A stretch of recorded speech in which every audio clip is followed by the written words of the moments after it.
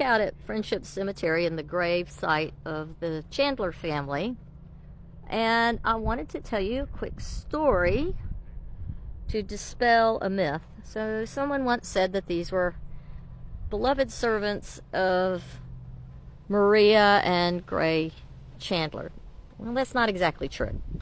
So Maria never had children, but what she did do was she took on her nieces and of her sisters.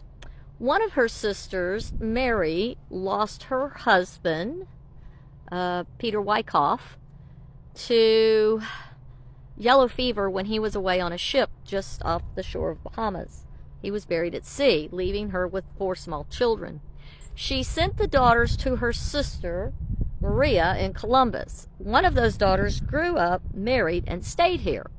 That is Mary Taylor Franklin Hairston, or Hoston, depending on how you pronounce it, and they called her Mamie. Now, Mamie had a son named, I just drew a blank, named Cornell. Mary had a son named Cornell Sidney Franklin, and he's buried out here. And Cornell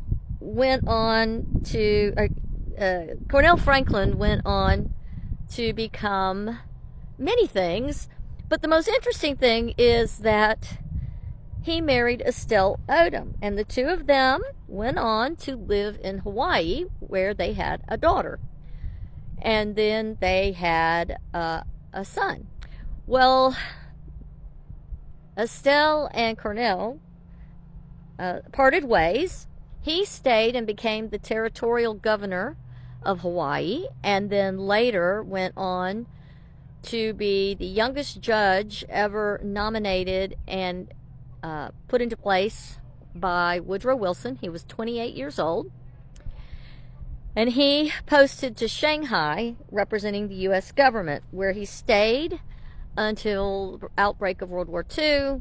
He ended up interned in a Japanese prisoner of war camp, and then he came back and was in Shanghai until the communists came into power, and then he was sent back to the United States.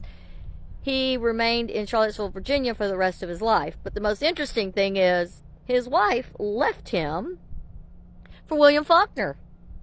And she went on to have 2 more children, one child, Jill, who lived to adulthood. And that is our connection to some of the people